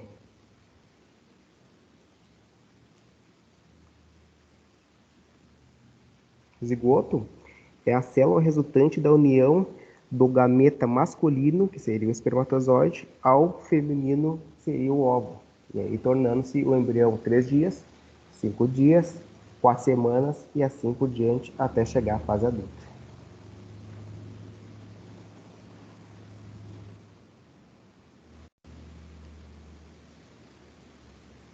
Continuando, Peraí, nós vamos falar agora sobre cada uma das 3 células, né? Que o colega relatou ali como exemplo. E a primeira que a gente vai falar é sobre as células-tronco adultas. São chamadas de multipotentes por serem menos versáteis que as embrionárias. Encontram-se principalmente na medula óssea e no sangue do cordão umbilical. Mas cada órgão do nosso corpo possui um pouco de células-tronco para poder renovar as células ao longo da nossa vida. Podem se dividir para gerar uma célula nova ou outra diferenciada. Aí nós temos um exemplo ali, né, mostrando sobre o cérebro, né, sobre o coração e sobre a medula óssea, como foi relatado na leitura. Células-tronco induzidas são chamadas de células-tronco pluripotências induzida, ou pela sigla IPS, do inglês Induced Pluripotente Stem Cells. Eu não sei falar direito, mas acho que é isso. As primeiras células-tronco humanas induzidas foram produzidas em 2007, a partir da pele. As células recebem um vírus que injetam genes capazes de reprogramar a célula para que ela volte ao seu estágio embrionário. Essas células apresentam características muito semelhantes às das células-troncos embrionárias. Aí nós temos a imagem aqui, né, do paciente, né, sendo feita a biópsia, né, para a retirada da pele, né, ali sendo injetado, né, o medicamento, né, para que se transforme ali, para que seja capaz de reprogramar outras células, né. A importância das pesquisas com células-tronco. Buscam, principalmente, encontrar maneiras de reverter algumas doenças ou desenvolver terapias que retardem alguns processos. A terapia celular é a troca de células doentes por células novas e saudáveis. E este é um dos possíveis usos para células-tronco, do combate à doença. Em teoria, qualquer doença que houver degeneração de tecidos do nosso corpo poderia ser tratada através da terapia celular. Vamos falar agora um pouco sobre o desafio, né? sobre essas pesquisas de células-tronco. Nós sabemos que, embora existam questões éticas e bioéticas interessantes em torno da coleta e do uso de células-tronco adultas de fetos abortados e sangue de cordão umbilical, a controvérsias mais intensa até hoje se concentra no uso das células-tronco embrionária humana, já que o interesse científico maior está em células-tronco embrionárias, que apresentam a maior capacidade de diferenciação. O problema nesse ponto é que, ao extrair a célula-tronco do embrião, este acaba sendo destruído. Por essa razão, em muitos países, a pesquisa é proibida por ser considerado um atentado à vida. Né? Também, acho que no meio, né, trazendo também, eu sei que a gente está falando mais sobre a parte de crime, né? Mas eu acho que também entra a questão de dar problema também por causa da parte da religião também. Pelo que eu li sobre o tema, tem bastante de... Como é que eu posso falar a palavra? Reação contrária também da religião, né, através disso. Pesquisas com células-tronco no Brasil. A Lei número 11.105, de 24 de março de 2015, garante as pesquisas com célula-tronco embrionárias no Brasil. Segundo essa lei, é permitida que, para fins de pesquisa e terapia, a utilização de células-troncos embrionárias obtidas de embriões humanos produzidos por fertilização in vitro e não utilizado no respectivo procedimento, atendidas as seguintes condições: sejam embriões inviáveis, ou sejam embriões congelados, há 3 anos ou mais na data da publicação dessa lei, ou que já congelados na data da publicação dessa lei, depois de completarem 3 anos contados a partir da data de congelamento.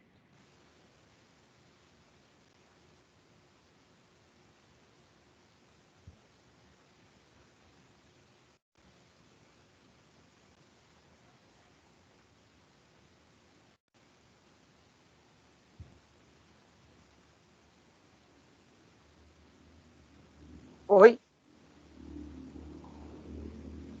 Estão me escutando? Oi, Lili. Agora sim. Tá, agora sou eu.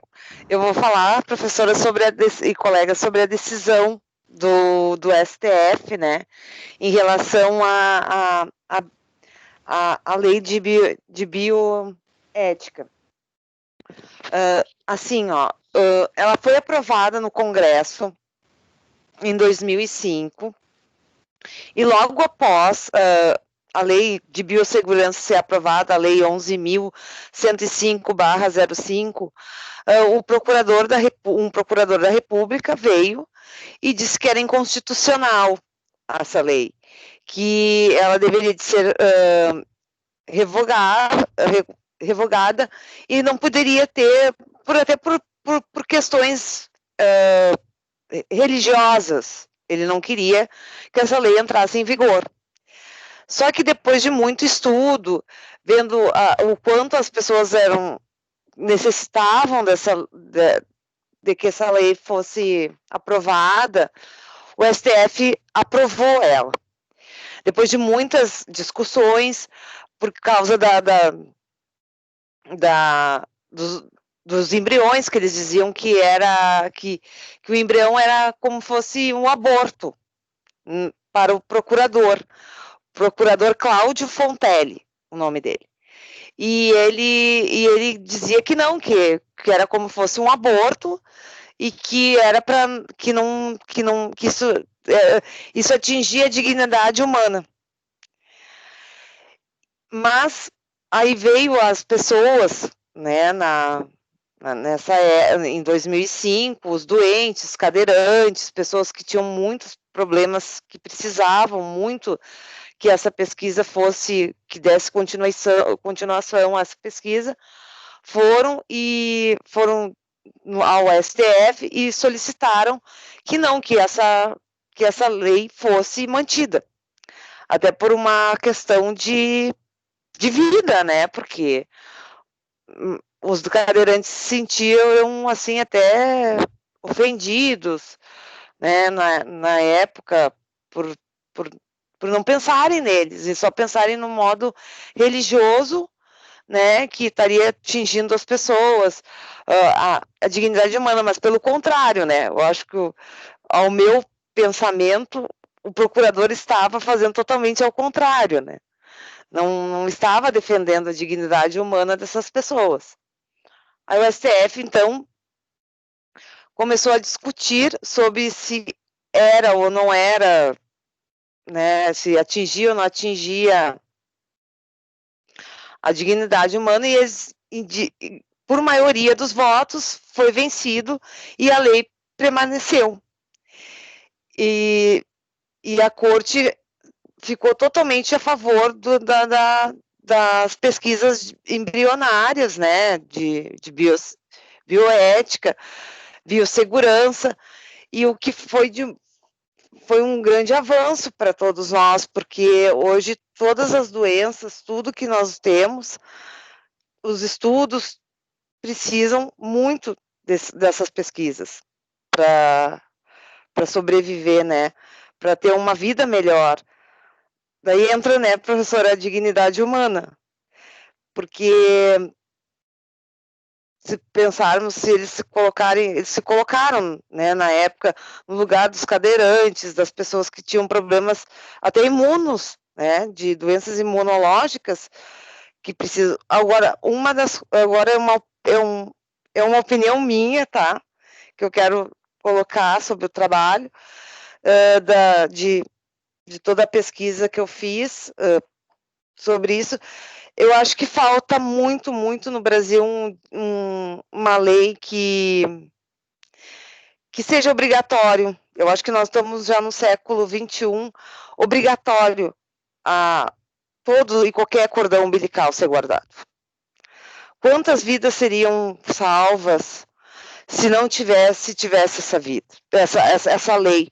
E eu, como futura advogada, se Deus quiser, eu quero lutar muito por ela e quero consegui-la, porque o ano passado, infelizmente, eu perdi um amigo de leucemia.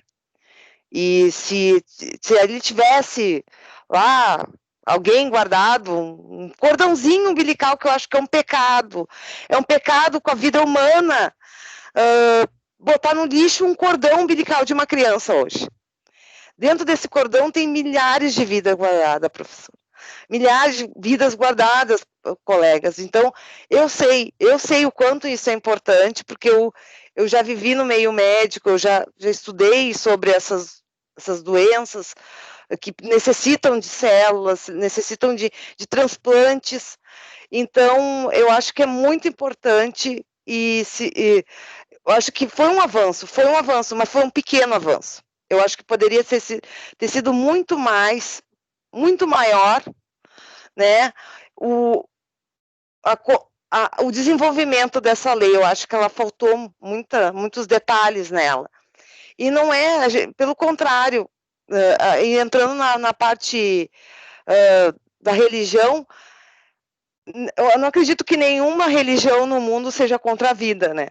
Então, eu acho que mais foi o caso aqui, foi mais político mesmo, né? Porque eu não acredito que alguma religião vá contra a vida humana. E assim, ó, se Deus quiser, a gente possa ver essa lei concluída, porque precisa ter um avanço muito grande. Eu acho que por menor que seja, já foi alguma coisa, mas nós, como cidadãos, devemos muito pedir e solicitar muito mais sobre essa célula-tronco, porque a célula-tronco é vida e pode transformar muitas vidas que estão em situações bem precárias e ter uma qualidade de vida melhor, né? E ter um modo de viver melhor. E é isso, professora. Bem nervosa. Muito bom, Lilia. Adorei, tu criou um projeto de lei hoje. Sim, mas professora, se Deus quiser, é o meu, assim, é meu sonho. Eu vou fazer uma pergunta, porque na verdade, assim, ó, o que eu sei posso estar errada, até não sou por óbvio, não sou da área médica. Mas o que eu sei é que essa questão de guardar as células do cordão umbilical, elas têm um custo bastante alto. Não. Tá errada? Nada, prof. Tá errada. Sabe por quê? Porque eles... eu pergunto pro meu oncologista, tá? Eu fiz essa... Mandei para ele e ele disse que não é, que como, se fosse uma quantidade muito grande, melhor ainda. Porque sabe que o custo também não ia ser caro? Porque quando, chega um doente de leucemia, eles gastam muito mais tratando o doente de leucemia, mais, do que se eles pegassem lá, vissem o mapa genético dele e virem o mapa genético do cordão, tá? Já tá tudo mapeado. Aí eles iam lá e iam conferir, esse aqui dá. Daí eles vão fazer o transplante, era muito mais em conta e o paciente não ia ficar no sofrimento. Não, sabe por que eu digo isso? Porque quando eu tive o meu segundo filho, o filho número 2, que eu digo, mas quando eu tive meu segundo filho, eles me ofereceram, tem até aqui perto, aqui na Carlos Gomes, tem uma clínica, uma instituição enfim, não sei, não me lembro o nome, mas que guarda cordão umbilical, e aí as células do cordão umbilical, e eles ofereceram, e tinha um custo, sei lá, enfim, e a gente acabou fazendo, mas não me lembro quanto, mas me lembro que não era barato. E aí me chamou a atenção, porque na verdade eu pensei, poxa, eu tenho condições de conseguir guardar, mas as pessoas não têm, né? Que é o que tu trouxe, né, Lili?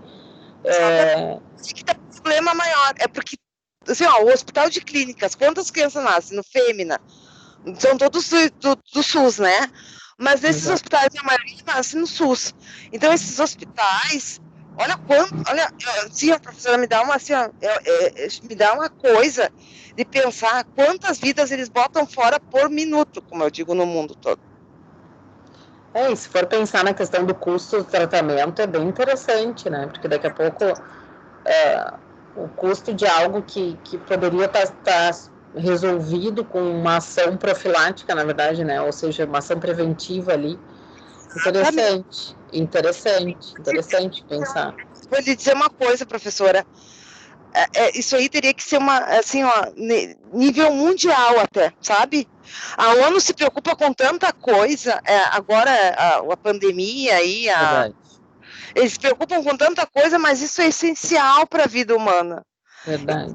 Porque eu, graças a Deus, não precisei de fazer transplante, mas a primeira coisa que meu médico me perguntou na época é se eu tinha irmãos, se eles podiam ser meus doadores de medula, se eu precisasse. E naquele momento eu pensei, meu Deus do céu, sabe? Se minha mãe tivesse guardado meu cordão umbilical na época que eu nasci, não teria passado nem por 10% que eu passei. Então, é muito importante. É muito importante. Até vou abrir a câmera aqui. Que loucura, Guilherme. Não, é muito importante mesmo, sabe? É importantíssimo isso, é importantíssimo, as pessoas não têm ideia. Assim, eu vi vidas assim, que podiam ter sido salvas, se tivesse tido no passado esse sistema, né? E até, como eu lhe disse, eu perguntei, anos atrás se torna até barato, porque... Até vou procurar o lugar aqui, eu não me lembro mais, era emo. Mas também. Mas olha só, tem uma dúvida. Por que até hoje não fizeram isso? Se é uma coisa que é fácil de fazer. Porque... Hemocorde, Hemocorde o nome da... É política. Pois é. Eu vou lhe dizer uma coisa, o que eles ganham de dinheiro em cima de remédios laboratórios, não estou falando... Indústria farmacêutica. Não, pode falar, isso mesmo. É tudo uma jogada, entendeu? O cara que produz a químio ganha uma fortuna incalculável por ano. Hemocorde, Dê uma olhada. Que é um banco de células tronco.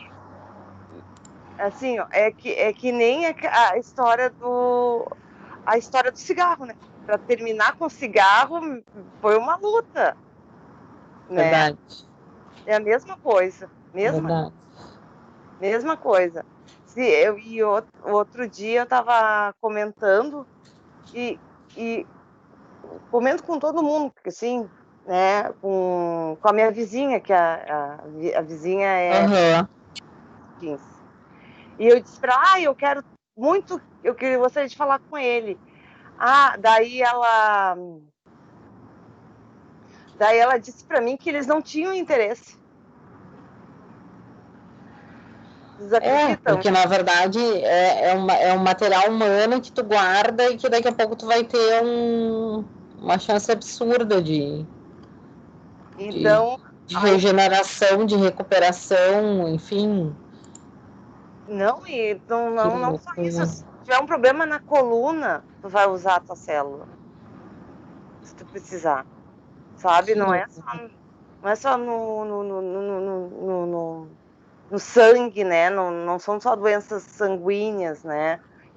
De hemato. Muitas outros tipos de doença que tu pode utilizar a célula.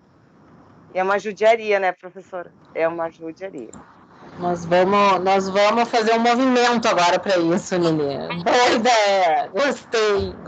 Vamos estudar mais sobre isso. Fica aí a missão pro pessoal. Gostei muito. Vejam que é uma temática, bem como a Lili trouxe, né? No final, ela disse assim, olha, a gente, sim, doutrina, né? Ela não dá mimo, dá presente, dá tudo, né? E é só ver, a gente cada vez mais compra, eu nunca vi, eu gasto mais na farmácia do que no supermercado, quase. Se a gente for pensar, daí tu compra isso, compra aquilo. Diga aqui lá. Assim, algumas pessoas até podem questionar o porquê, né? Porquê da liberação, né? Porque sempre tem as pessoas contrárias, a gente sabe disso, né? Tem as pessoas que concordam, que nem eu concordo, acho que é válido, mas tem pessoas que acabam perguntando, tá, mas por que da liberação? Né? E uma coisa bem interessante que eu acabei estudando sobre isso é que essa célula ela é muito importante, né? Para cura como da tetraplegia, paraplegia, cegueira, para amenizar o mal de Parkinson, quem sabe, e Alzheimer, quem sabe que é um sofrimento grande assim para as pessoas, né, que chegam à idade idosa, né? As escleroses também, né? Isso. Esclerose múltipla também. É a cura do câncer, as doenças né? degenerativas. Isso, a cura do câncer, né? Eu sei porque na família a gente passou por isso. A minha irmã teve câncer, ela tinha 11 anos. E eu imagino que se tivesse, né, guardado, que nem a colega disse, né? Teria muito mais chance, né? Mas uma coisa que eu quero até, assim, deixar uma pergunta, né? O que a gente pode fazer, né? Deixar no lixo ou usá-lo para salvar a vida? É uma pergunta. Ou a gente coloca fora ou a gente usa para salvar a vida, né? É uma questão assim, a gente tem que fazer jus à biossegurança. Exatamente. Porque a gente fala em biossegurança e acaba não fazendo jus, né? A isso, né? É bem isso. O valor da vida, né? Isso, o valor da vida. Eu acho a liberação das pesquisas eu acho muito importante, né? E acho que a colega abordou muito bem essa questão. E a gente acaba até ficando um pouco, assim, estudando sobre o assunto, tu acaba ficando um pouco revoltado, né? Por que ainda não foi liberado? É sério. Tu fica, por que não foi liberado? Olha, daí tu já teve... tem pessoas que nem a minha mãe é cega. Se tivessem liberado hoje, quem sabe ela não estaria nessa posição. Então, na verdade, assim, tem uma liberação, mas é uma liberação com restrições, né? A gente... exatamente, a gente não tem... Eu lembro porque... Eu recordo porque eu tenho uma pessoa bem próxima que faz um tratamento com células-tronco e a época da decisão ela esperava isso, né? Eu pareço aquelas do Fantástico, assim, no escuro aqui. Não estou dando depoimento, mas ela esperava isso, inclusive esperou a decisão para poder fazer parte de um experimento na academia, na URGS, eu acho. Não me lembro qual foi a Universidade de Santa Catarina, sobre isso. E aí ela é portadora de ELA, né, esclerose lateral. Sim. E ela participou então dessa pesquisa como uma forma de tentar um tratamento experimental com a questão das células-tronco, e isso foi, digamos assim, ela ganhou uma perspectiva de vida de mais 6 anos, pelo menos. Então, é bastante interessante, e é uma balança, bem que a Aquila trouxe, né, no sentido da balança, né, como é que a gente faz isso? Pois agora o Fábio botou aqui, ó, como é que guarda o cordão e custo. Eu botei o Hemocorde ali, porque eu comentava que quando eu tive meu segundo filho, eles me ofereceram, e o custo era em torno de R$10.000, vou dizer para vocês, assim. Não para é que eles muito façam a caro. coleta, em torno disso, claro, era particular, enfim, fazer a coleta logo após o parto, e eles conseguirem fazer a guarda desse material genético. E a Hemocorde, pelo que eu sei, é a única no estado. Posso estar errado, mas pelo que eu sei, é a instituição. E era para ser... Fala, colega. A questão é que o tratamento para essas doenças sai muito mais caro, né? Eu sei porque quando a minha irmã teve, né, essa doença, a gente acabava tendo acesso aos gastos, né, porque era por um convênio e tinha que assinar a documentação, e a gente via, assim, gastos com quimioterapia, com radioterapia. Sem dúvida. Então, assim, eu acho que o governo gastaria bem menos, né, com a guarda do cordão umbilical do que com os gastos com medicamentos. Claro, sem dúvida. Internação e, né? Não, sem dúvida. É uma questão Mas de claro que para interesse, eles, né, para a indústria, né, de medicamentos, ia ser perca, com certeza.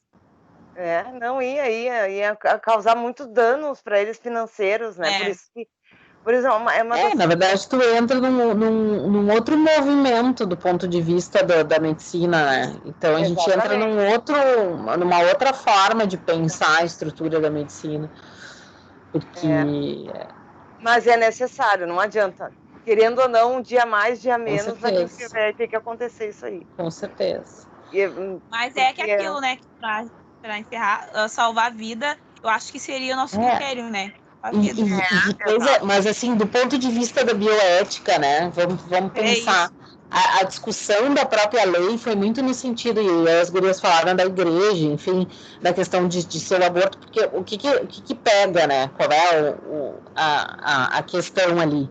A grande discussão, o grande medo que se tinha era, como é que eu vou lidar com o material humano, né? Como é que eu vou fazer para que eu tenha, consiga manipular em pesquisa científica o material humano, né? Então, isso que ficou assim, o material humano que representa vida, né? Então, essa foi a grande discussão quando a gente fala em bioética, e por isso que a bioética, vocês vão ver que vários grupos se apresentaram sobre bioética, né? Porque ela vai tratar do direito da vida, ou seja, de como eu lido com isso, de como o direito limita isso, porque daqui a pouco se eu libero tudo, eu não libero. E aí eu vou colocar mais uma pimentinha aqui para a gente pensar, né? A Lili trouxe, né, uma ideia super bacana de legislação, né? Ou seja, a obrigatoriedade de se coletar. Bom, mas e se eu não quero coletar?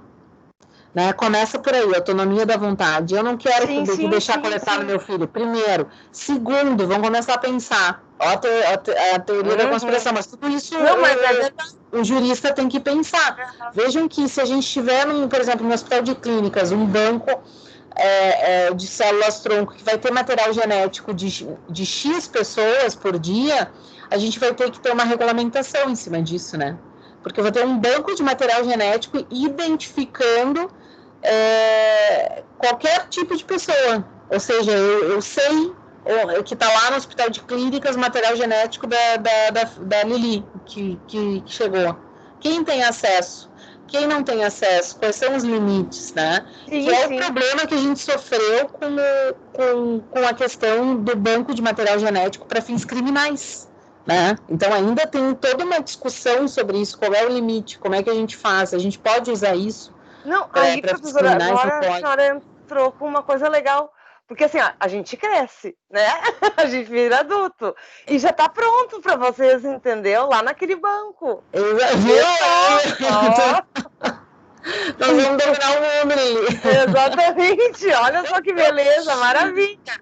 Que loucura, né? Que loucura. Sim.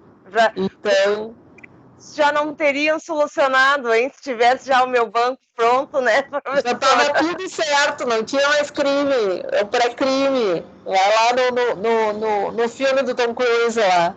Mas, gente, é complicado, mas a ideia é muito legal, assim. Acho que é algo que até eu vou me permitir pesquisar para ver como se há algum tipo de... Comigo. Isso aí. Porque é uma ideia muito bacana, assim, da gente pensar e da gente ver como é que é a estruturação e como é que se pensa isso. Muito legal. Gente, parabéns para todos os grupos, tá? Foi de novo uma noite muito bacana, acho que agora encerramos essa parte aqui. Hoje eu vou postar para vocês lá no grupo um resumo sobre as nossas aulas, estão todos de parabéns. Os grupos da aula passada, dessa aula, muito legal, vocês realmente se empenharam, isso dá orgulho, né, porque é super importante para nós. Aula que vem nos vemos de novo, então, aí nós vamos falar sobre ausência, vamos falar sobre comoriência, um monte de palavrinha nova aí para a gente falar um pouquinho sobre morte presumida, e aí vamos falar sobre pessoas jurídicas. Tá? Então temos bastante tarefa para a semana que vem para a gente conversar e aí a gente dá uma revisadinha para nossa prova, para que a gente vá bem tranquilo, bem feliz aí para nossa prova e vai ser tudo bem. Na semana que vem, não, já nessa semana, vou passar um roteirinho para vocês, tá? Vou passar um roteiro de perguntas que vocês, mas aí não precisam me entregar, podem imprimir para estudar, para se sentirem mais à vontade, mas é um roteiro de estudos, tá? Algumas perguntas, assim, para vocês irem respondendo, para vocês irem se conectando de novo com a matéria, para a gente poder chegar na prova super bem, tá? Então, eu vou passar esses dois materiais já para a gente se acertar, tá bom? Gente, boa noite, obrigada, meu ventinho tá tão bom aqui que eu acho que eu até vou jantar na rua. Um abração, parabéns pelos grupos, sucesso, nos vemos na próxima quinta. Um abração, boa noite para todos. Boa noite, boa noite. Boa noite, boa noite, professora. Boa noite, obrigada, querida. Boa noite. Eu vou catar na internet esse negócio. Nós vamos atrás. Nós vamos atrás. Muito bom. Obrigada. Muito bom. Boa noite. Tchau. Boa noite, queridos.